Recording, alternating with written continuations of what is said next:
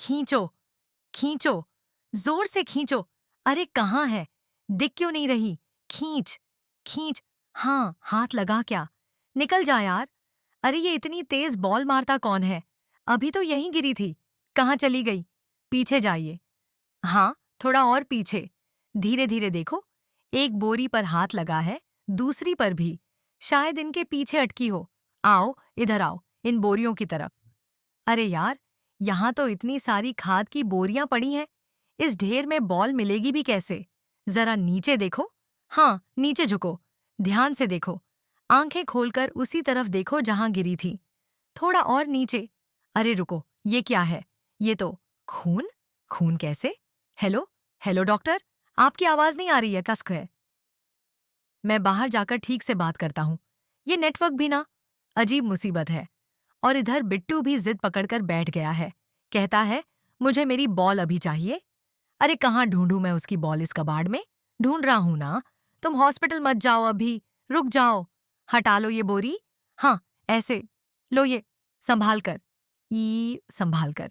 हाँ, धीरे। ये बोरी पूरी खींचो इधर। अरे रुको, नीचे कुछ दबा हुआ लग रहा है। बिट्टू, पीछे हटो। पास मत आओ। पहले देखने दो। अरे ये तो सच में खून है। लेकिन यहाँ खून कैसे? अभी तो हम सिर्फ बॉल ढूंढ रहे थे। जरा और हटाओ। हाँ, ऐसे। ओह भगवान, यहाँ कोई पड़ा है। बिट्टू, तुरंत अंदर जाओ। अभी के अभी। ये खेल नहीं है। हेलो डॉक्टर, अब सुन पा रहे हैं आप? यहाँ किसी को चोट लगी है। बहुत खून बह रहा है। हाँ, लोकेशन भेज रहा हूँ। जल्दी आइए। अरे यार, ये क्या हो गया? अभी तो सब ठीक था। किसने मारी इतनी तेज बॉल? और ये यहाँ कैसे गिर गया? सांस चल रही है क्या? जरा देखो। हाँ, हल्की सी चल रही है।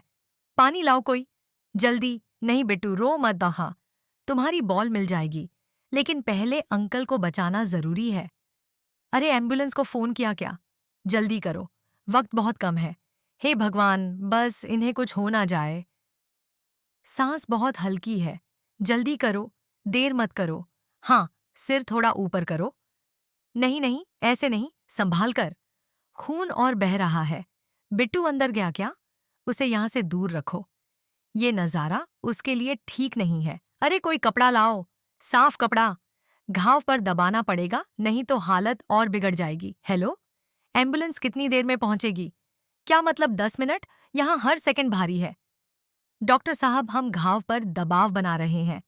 हाँ, हाँ, सांस चल रही है, लेकिन बहुत कमजोर है। अरे, ये तो शर्मा अंकल लग रहे हैं। ये यहाँ बोरियों के पीछे क्या कर रहे थे? और ये खून, कहीं सिर पर चोट तो नहीं लगी? हे भगवान, अगर बॉल इनके सिर पर लगी हो तो? बिट्टू बाहर से चिल्ला रहा है। मिल गई क्या मेरी बॉल? कोई उसे समझाओ। अभी बॉल से ज्यादा जरूरी जान है। हाँ, एम्बुलेंस की आवाज आ रही है। जल्दी, रास्ता साफ करो। उठाओ। धीरे धीरे। हाँ, ऐसे। स्ट्रेचर इधर लाओ। भगवान करे सब ठीक हो जाए। आज एक छोटी सी बॉल ने कितना बड़ा तूफान खड़ा कर दिया। एम्बुलेंस वाले तेजी से स्ट्रेचर अंदर लाते हैं। साइड हो जाइए। सांस चल रही है, पल्स कमजोर है। पैरामेडिक जल्दी जल्दी जांच करते हुए कहता है। शर्मा अंकल को स्ट्रेचर पर लिटाया जाता है। उनके सिर के पास अभी भी खून जमा है। किसी भारी चीज से टक्कर लगी है। एक पैरामेडिक बुदबुदाता है। बिट्टू दरवाजे के पास खड़ा रो रहा है। मेरी वजह से हुआ क्या? मैं उसके पास जाकर कहता हूँ, नहीं बेटा, ये तुम्हारी गलती नहीं है। अभी दुआ करो अंकल ठीक हो जाएं। एम्बुलेंस का दरवाजा बंद होता है। सायरन बजता है और गाड़ी तेजी से निकल जाती है। हम सब एक दूसरे का चेहरा देखने लगते हैं। कुछ समझ नहीं आ रहा कि ये हादसा था या कुछ और। तभी पीछे से आवाज आती है। अरे, बॉल तो यहाँ है। सबकी नजर मुड़ती है। खाद की बोरियों के बीच फंसी हुई वही लाल बॉल दिखाई देती है, लेकिन उस पर भी खून के छींटे हैं। एक पल के लिए सन्नाटा छा जाता है। अगर बॉल यहाँ थी, तो शर्मा अंकल को चोट कैसे लगी? क्या वो पहले से यहाँ थे, या किसी ने जानबूझकर उन्हें यहाँ धक्का दिया? हवा में अब सिर्फ डर और शक घुल चुका है। एक मामूली सी बॉल अब एक रहस्य बन चुकी है। सबकी सांसें जैसे थम गई थीं। लाल बॉल अभी भी वहीं पड़ी थी। उस पर लगे खून के धब्बे अब किसी साधारण हादसे की कहानी नहीं सुना रहे थे। मैंने धीरे से बॉल उठाई। हाथ कांप रहे थे। अगर बॉल यहीं थी तो अंकल को पीछे किसने गिराया? मैंने फुसफुसाते हुए कहा। तभी पीछे खड़े राजू ने कहा, मैंने तो किसी को भागते हुए देखा था जब हम इधर आए थे। कौन? पता नहीं, बस एक परछाई सी थी। बिट्टू ने रोते रोते कहा, मैंने तो बस जोर से मारी थी, लेकिन अंकल तो यहाँ पहले से नहीं थे। सबके दिमाग में एक ही सवाल घूम रहा था, क्या ये सिर्फ एक एक्सीडेंट था या फिर कोई और खेल चल रहा है? उसी वक्त फोन बजता है। स्क्रीन पर हॉस्पिटल का नंबर चमक रहा था। हेलो। मेरी आवाज कांप रही थी। पेशेंट की हालत गंभीर है, उधर से आवाज आई। सिर पर गहरी चोट है और ऐसा लग रहा है जैसे किसी ने पीछे से धक्का दिया हो। मेरे हाथ से फोन लगभग छूट गया। पीछे से धक्का। मैंने सबकी तरफ देखा।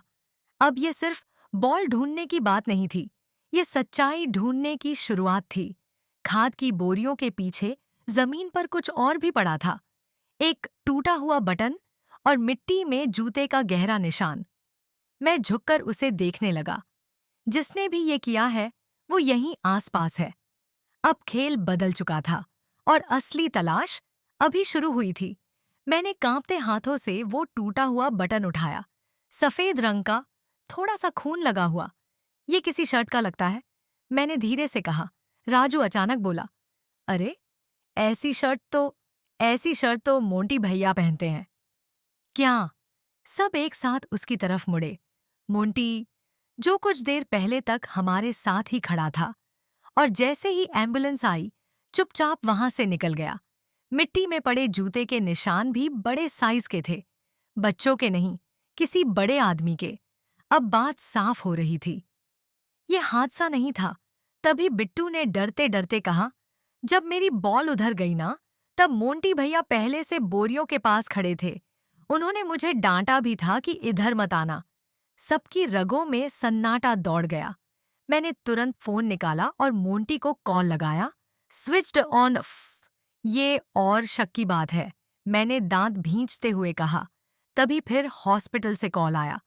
पेशेंट को होश आया है, लेकिन वो बहुत कमजोर है। उन्होंने एक ही नाम लिया है। कौन सा नाम?